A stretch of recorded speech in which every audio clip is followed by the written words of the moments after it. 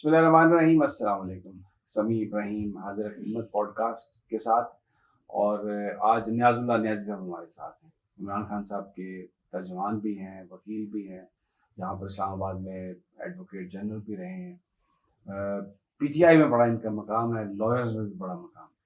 ان سے آج بات کریں گے کہ آج فیصلہ ہوا 3 نومبر لارجر بینچ میں, جس میں جو عمران خان صاحب سے ملاقاتوں کا معاملہ تھا اس پر ایک ججمنٹ آئی, لیکن پٹیشنز بہت زیادہ تھیں اور بہت ساری پٹیشن سنی ہی نہیں گئیں. ان کا کیا مستقبل ہوگا, اور یہ جو فیصلہ ہے کیا یہ آئین اور قانون میں جو لکھا ہوا ہے اس کی ریفلیکشن ہے یا کچھ اور ہے. نہیں صاحب, بہت شکریہ. مجھے پتا ہے آپ بڑے مصروف ہیں, ابھی بھی آپ سیدھے ہائی کورٹ سے ہی آ رہے ہیں.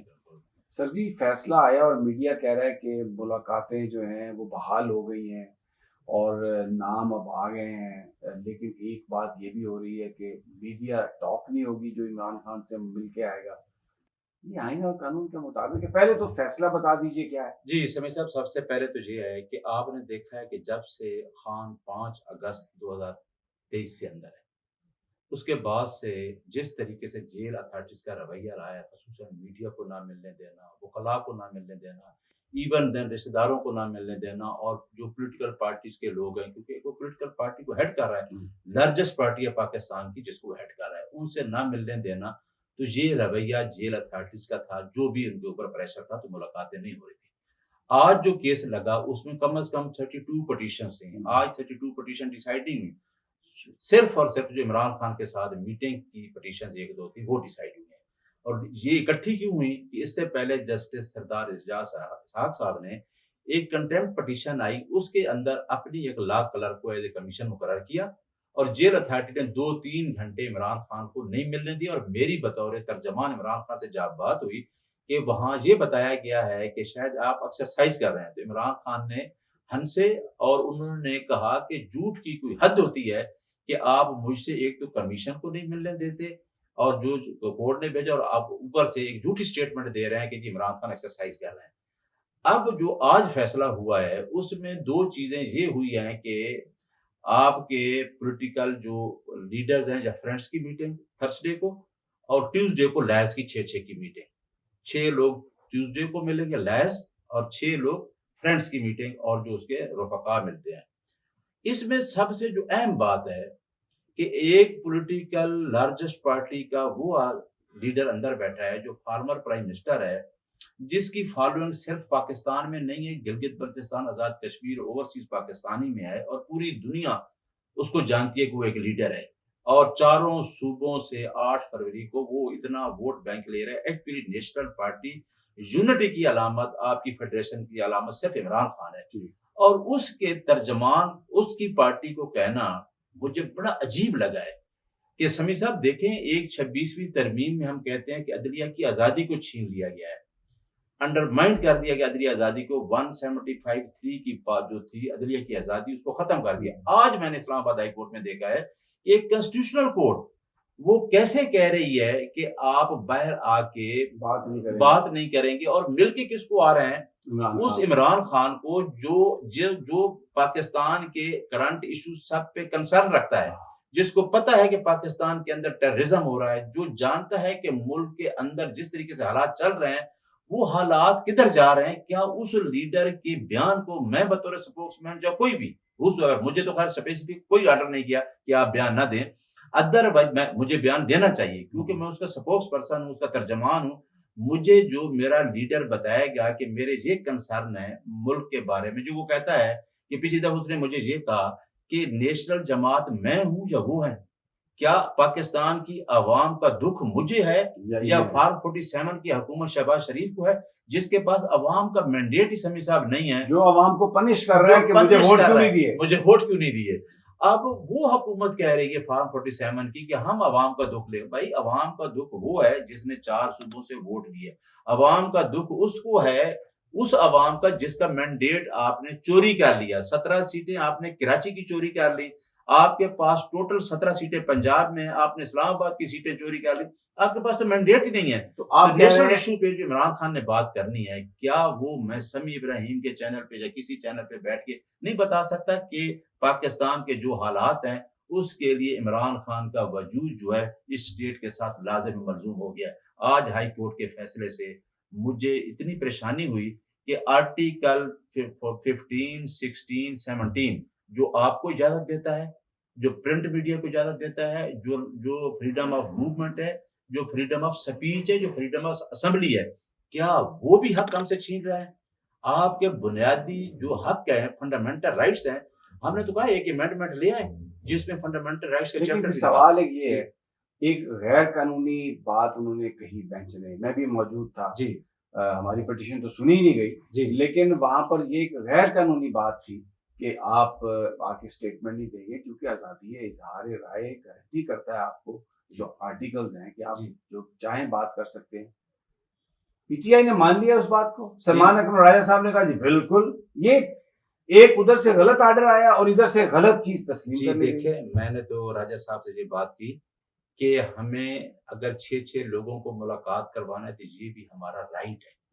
کوئی ہمیں کورٹ کوئی اپنی طرف سے رائٹ نہیں دے رہی، وہ ایک فارمر پرائم منسٹر ہے، اس کے ساتھ ہم جو جیل مینول کا سکیجول ہے، جو جیل کے رولز ہیں، جیل کے رولز میں ایک یہ بھی ہے 545 میں ہے کہ ہر 90 ڈیز کے بعد آپ 72 آورز میاں بیوی جیل کے اندر وہ ملاقات کر سکتے ہیں۔ اور آپ کو پتا ہے کہ ایم ایم اے کی حکومت تھی تو باقاعدہ جیلوں کے اندر ریزیڈنٹس بنے تھے کہ وہاں میاں بیوی اگر ہیں تو وہاں 72 آورز رہ سکتے ہیں۔ ایک اپلیکیشن یہ تھی۔ یہ بات مجھے بھی یہ بات کنسنٹ دینا، میں تو کنسنٹ نہیں دے رہا، میں آپ کے سامنے بیٹھا ہوں، میری کوئی کنسنٹ نہیں ہے، میں اسپوکس مین ہوں، اور ہمیں یہ کہہ دینا کہ جی وہاں پہ ہم اپنا میڈیا ٹاک نہیں کریں گے، بھائی تو پھر ہمیں عمران خان کو ملنے کی ضرورت کیا ہے؟ 6 بندے مل کے اگر میں اس جگہ پہ بیٹھا ہوں، مجھے پتہ ہی نہ ہو، میں میڈیا پہ بیان نہ دوں تو دنیا کو کیسے پتہ چلے گا؟ عوام جو عمران خان کے ساتھ اٹیچ ہے وہ کیسے ہوگی؟ لیکن راجہ اب میں ذرا ایک اور انداز میں ہمارا یہ تھا کہ انہوں نے کہا کہ جی شاید وہ جیل کے باہر لا اینڈ آرڈر کی سچویشن تو پیدا ہو چکی ہے ویسی ملک کے اندر۔ اب میں ایک اور بات، مجھے یہ بتائیے کہ ان حالات میں جب پورے میڈیا پر یہ باتیں چل رہی ہیں minus Imran minus Imran minus Imran minus Imran, ایسے موقع پر یہ ایک کنسنٹ دے دینا کہ ٹھیک ہے ہم پولیٹیکل سٹیٹمنٹس نہیں دیں گے، عمران خان سے ملنے کے بعد جب باہر آئیں گے میڈیا سے بات نہیں کریں گے، تو کیا یہ اس فلسفی اور اسپرٹ کے خلاف نہیں ہے جس کے تحت عمران خان نے ساری ریزسٹنس پٹ اپ کی ہے کہ جو آئین اور قانون کی حکمرانی چاہیے، آئین اور قانون کے علاوہ کچھ بھی ایکسیپٹیبل نہیں ہے؟ تو ان کو یہ کمپرومائز کرنے کی کیا ضرورت تھی جب آئین آپ کو حق دیتا ہے بات کرنے کا، تو یہ کیوں کنسنٹ دی؟ جی سمیع صاحب، میں نے پہلے بھی اپنے انٹرویو میں 2 دفعہ کہا تھا کہ پہلی بات یہ دیکھ لیں کہ عمران خان کی پارٹی کو ڈیوائڈ کرنا، جہانگیر ترین گروپ بنانا یا پرویز خٹک، یہ بہت ہی بڑا پلان تھا۔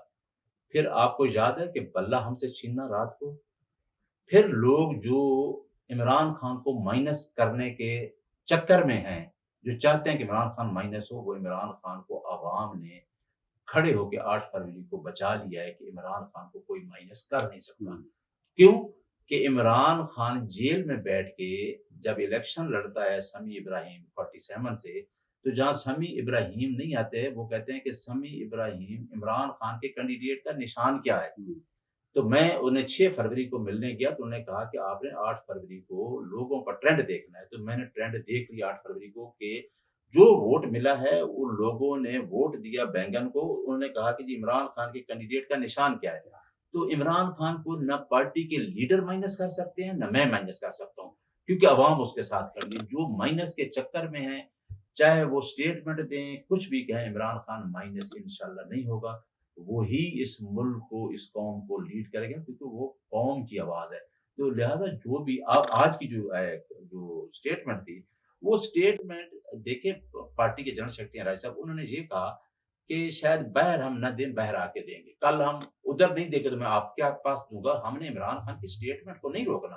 اگر دیکھیں عمران کتنا ایک وہ کرائیں گے پابندیاں لگا کے عمران خان نے اس دن بڑی اچھی بات کی، اس نے کہا کہ یہ میری بیوی میرے ساتھ بیٹھی ہے، اس کو القادر میں اس کا کوئی رول ہے؟ القادر کیس میں کوئی رول نہیں ہے۔ چلو عمران خان کا کہیں کہ وہ بھی ٹرسٹی ہے، بینیفیشری تو وہ نہیں ہے، نہ عمران خان کے اوپر وہ کیس بنتا ہے نہ بی بشرا پہ۔ وہ کہتے ہیں کہ آپ ان کو باہر جا کے بتا دیں، مجھے کہا کہ آپ جتنے ہی میری بیوی کو اندر بٹھائیں یا میرے اوپر جتنا آپ نے ظلم کرنا ہے، تشدد کرنا ہے، مجھے جھوٹے کیس، باقی تو جھوٹے ختم ہو گئے، اب جھوٹے کیس لگنے نہیں دے رہے. آج القادر والا کیس ہم کر رہے ہیں وہ بھی نہیں لگ رہا. انہوں نے کہا جتنے جھوٹے کیس بنا لے، میں نے کوئی کمپرومائز نہیں کرنا، میرا کمپرومائز جب عوام کے ساتھ ہے، عوام کے ساتھ میں بہ رہا ہوں گا انشاءاللہ. تو مائنس بھی کوئی نہیں کر سکتا ہے، یہ بھول جائے، میں بھی بھول جاؤں. اچھا، یہ جو سارے بھول جائیں. لائرز ہیں، اب 6 لائرز جن کے نام آئے ہیں، ہر دفعہ یہی ملاقات کریں گے یا ہر ہفتے لائرز کے نام بدل جائیں؟ نہیں، پہلے ہو رہی تھی،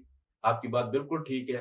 میں نے آ کے اس کو ایجیٹیٹ کیا اور خان صاحب کے سامنے بی بشرا میں، اور انہوں نے مجھے کہا کہ واقعہ یہ جو ہے آپ لوگوں کے نام دیں. میں نے کہا جی پروفیشنل لوگ جو ہیں ان کو لوگ لے کے آئیں، جو آپ کا ایک جس کے اوپر کورٹ بھی ٹرسٹ کرتی ہے کہ ایماندار اپ رائٹ لوگ ہیں.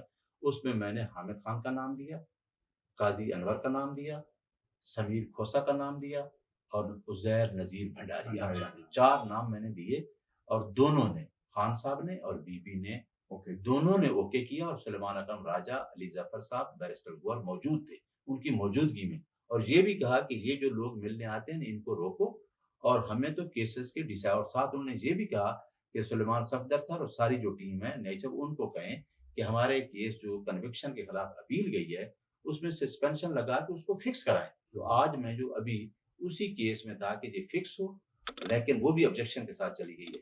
لیکن یہ جو جنگ ہے نا 2 جگہ پہ لڑی جا رہی ہے، اندر بھی اور باہر. بڑا یہ میننگ فل فکر ہے آپ کا. ہم اندر دیکھیں، یہ میں لوگوں کو کہتا ہوتا ہوں، جب عدلیہ کی تحریک بھی تھی، جب آپ کے اندر لوگ ایلیویشن کے لیے چیزیں قبول کرنا شروع کر دیتے. میں کہتا ہوں کہ مجھے جب اس تحریک میں لوگ جج بن رہے تھے پی سی او، پھر پی سی او کے بعد لوگ دوسرے آئے جو فیسیں لے رہے تھے، پھر تیسرے آئے جو چودھری افتخار پہ پریشر ڈالتے تھے کہ ہمیں جج بنا. یہی بالکل سٹائل عمران خان کے اندر، یہ پارٹی کے اندر، کہ کچھ لوگوں نے 8 فروری کو ٹکٹ لیے کہ ہمیں جی ٹکٹ مل جائے. کچھ وکلاء نے عمران خان کو کہا کہ ہم آپ کے ویژن کے ساتھ بھی کھڑے ہیں لیکن فیسیں بھی لی. پھر دیکھیں نا عمران خان کا ویژن، میں اگر آپ بھی بیٹھے ہیں، آپ عمران خان کے ویژن کو آپ کیوں چل رہے ہیں ابراہیم صاحب؟ آپ چل رہے ہیں اس ملک میں rule of law. Imran Khan تو دیکھ کے اس چیز پہ ہنس رہا ہوتا ہے کہ لوگ کدھر چل رہے ہیں، میں ان کی کیا سوچ ہے، اور یہ ہماری سوچ ہے. ہم بھی رول آف لا کے لیے کھڑے ہیں. میں اپنے وکلاء کو بھی کہتا ہوں کہ آپ سے ریکویسٹ ہے کہ اگر آپ نے عمران خان کا کیس رول آف لا کے لیے کرنا ہے، سپریمیسی آف کانسٹیٹیوشن کے لیے کرنا ہے، انڈیپینڈنٹ جوڈیشری کے لیے کرنا ہے، تو آپ عمران خان سے پروفیشنل فی بھی کلیم نہ کریں. آپ آنے والی اپنا حصہ ڈالیں، اس تحریک میں ڈالیں، اپنے بچوں کے لیے کر رہے ہیں، اپنے بچوں کے لیے. تو یہ ملک کے اداروں کو بھی سوچنا چاہیے کہ جب آئین پاکستان آپ کو کہہ رہا ہے کہ اپنی ڈومین میں کام کریں، تو کیوں نہیں جاتے؟ کیوں اس ملک کو آگے نہیں جانا چاہتے؟ آخر جو ویلفیئر اسٹیٹ کا کنسیپٹ ہے یہی ہے نا، جو مغرب نے اٹھایا تو وہ آگے چلا گیا. آپ جا کے دیکھیں وہاں تو آپ سپریم کورٹ میں بھی جائیں تو آپ کو یہ ڈر نہیں ہوتا کہ میں کہاں پیش ہو گیا ہوں.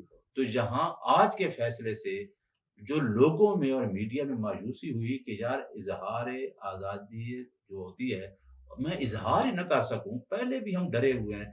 یعنی یہ اتنا خوف ڈر میں آپ لوگ کی آواز بند کریں تو جو میرے جیسا بندہ ہے، آپ جیسا جو انٹلیکچوئل ہے، جو پڑھا لکھا ہے، جو بلیو کرتا ہے رول آف لا پہ، وہ تو بہت خوفزدہ ہے. اور میں جس بندے سے پوچھتا ہوں نا، اب لوگوں کے منہ پہ کیا آ گیا، لوگ روک کے پوچھتے ہیں کہ خان کا کیا بنے گا. یہ فکرہ کیوں آیا ہے کہ لوگ 76 سالہ نظام سے اتنے تنگ ہیں کہ اس میں ہر بندہ، کوئی میڈیا کا یا کوئی سول سوسائٹی کا وکیل ہے، اس نظام سے ہم تنگ ہیں، اس نظام کے خلاف ہم بول رہے ہیں.